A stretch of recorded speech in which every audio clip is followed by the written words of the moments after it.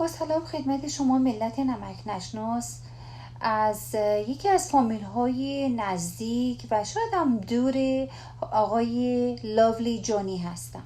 آقای لاولی جانی گفتن که عزیزم من الان مشغول تحریم ها هستم.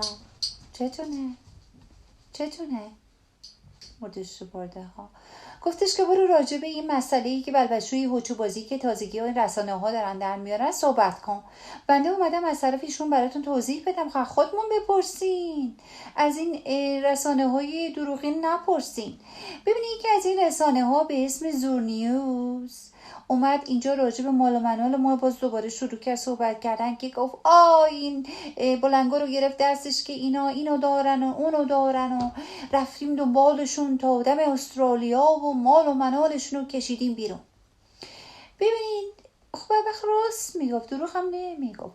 این زور نیوز یه اشتباه لپی این وسط که خب لپاش گنده است دیگه. خب لپی بود. برگشت گفتش که آقای لاولی جانی یکی از اسباش 300 میلیون دلاره.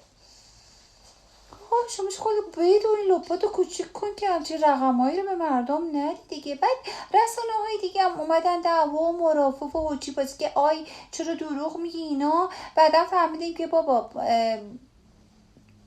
پرقیمت‌ترین اسب، بالاترین اسب دنیا 70 میلیونه. البته این آقای لپی که برای همین زور نیوز کار میکنه اشتباه کرد بیچاره. این منظورش این بود که ما مزرعمون 300 میلیون دلاره. آره چتونه؟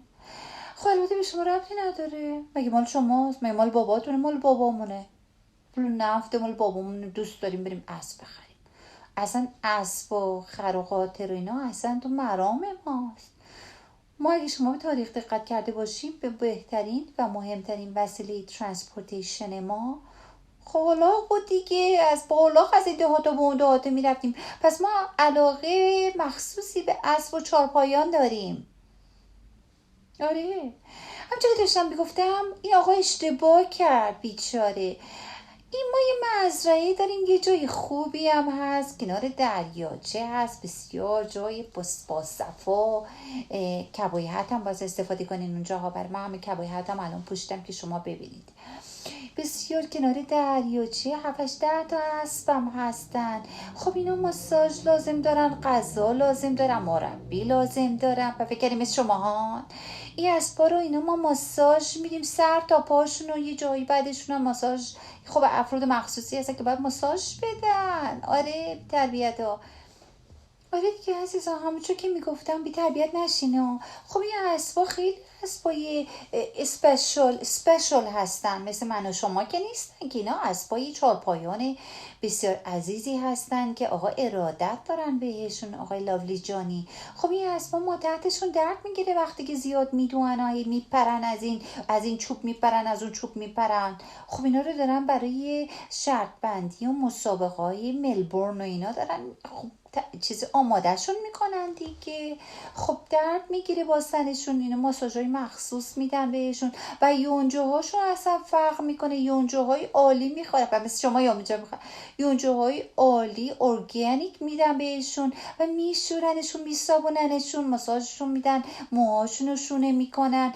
بعد زندگی هایی دارن این اسبا که شما بیا و بری و فکر شما زندگی میکنن. خب آره دیگه. پس شما وقتی این رقم ها رو همه رو بذاری رو هم 300 میلیون که پولی نیست، تازه کم خرجش کردن. بعدش همونجا گفتم مثلا شما ربطی نداره، مال بابامونه، دوست داریم خرج کنیم، دوست داریم اون پولا رو برداریم اسب خر قاطر کنیم. آره دیگه اگه شما میتونیم بیان جلومونو بگیرین.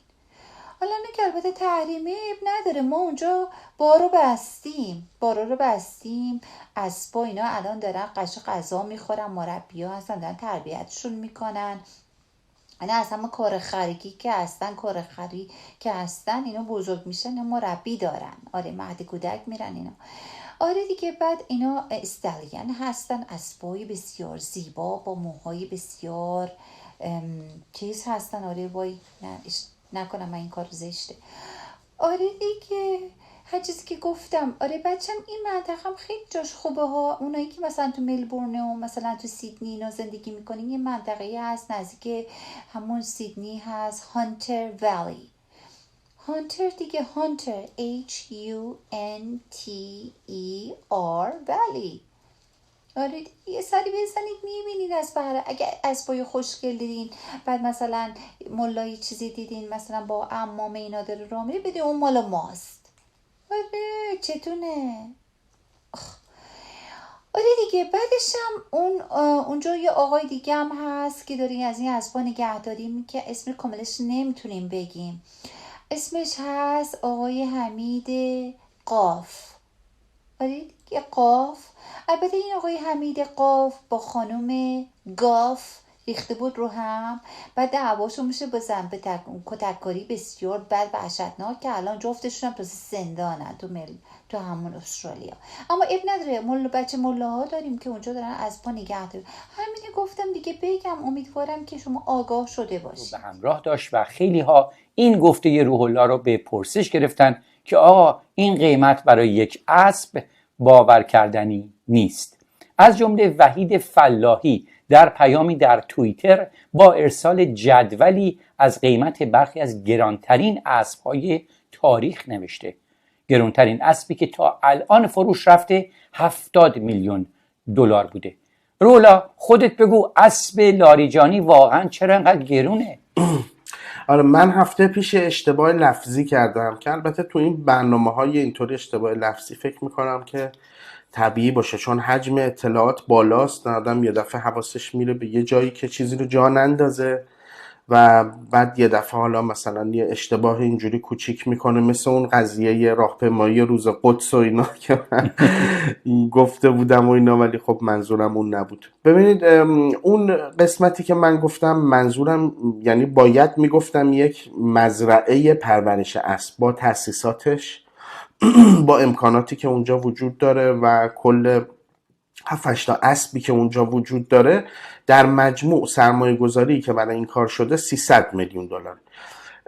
این مزرعه تو منطقه هانتر ولیه در اطراف سیدنیه، یک منطقه خیلی خوش آب و هواست، یه دریاچه خیلی قشنگی هم داره و محله خیلی باصفایی، منطقه باصفایی.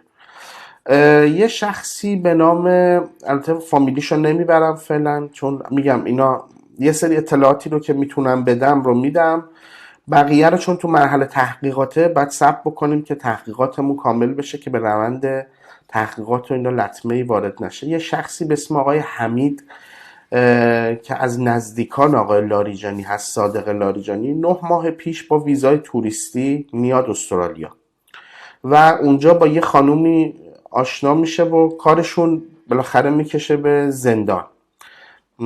خانوم به اتهام تجاوز به عنف، تجاوز یعنی از این آقا شکایت میکنه و این آقای حمید میفته زندان که پسر آقای وحاجی، دفعه پیش عکسش رو نشون دادیم، پسر آقای وحاجی براش وثیقه میذاره. توی این حمید توی این مجموعه کار میکنه، توی این مزرعه‌ای که آقای لاریجانی اونجا داره. 8 تا اسب اونجاست، مجموع قیمت اسب‌ها 300 میلیون دلاره و تأسیساتی که اونجا وجود داره. این آقای حمید قبلا توی کارخونه مواد غذایی کار میکرده توی ایران که اون کارخونه بخشی از سهامش مال صادق لاریجانیه. تمرکز تولید این کارخونه روی مواد غذایی و روغن مایع که یه بسته‌بندیایی داره، بسته‌بندیای پک‌هایی از عربستان وارد کردن برای بسته‌بندی این محصولات که زیرش نوشته شده TTVA که این شرکتی است که عربستان داره پک‌هاش رو تامین میکنه این کارخونه رو. این حمید گرداننده بخشی یعنی گرداننده سهام صادق لاریجانی توی اون کارخونه بوده.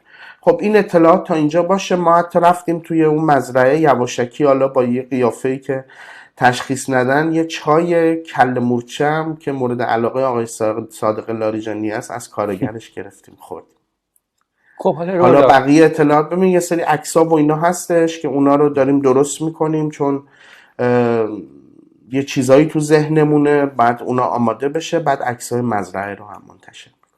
خب میخوام سوالم اینه که چه نفعی داره این داشتن این اسب‌ها برای لاریجانی که نمیتونه از ایران خارج بشه؟ این اسب‌ها رو چیکار میکنن؟ شرکت میدن در مسابقات، از روش پول در میارن، چیکار میکنه با اسب‌ها؟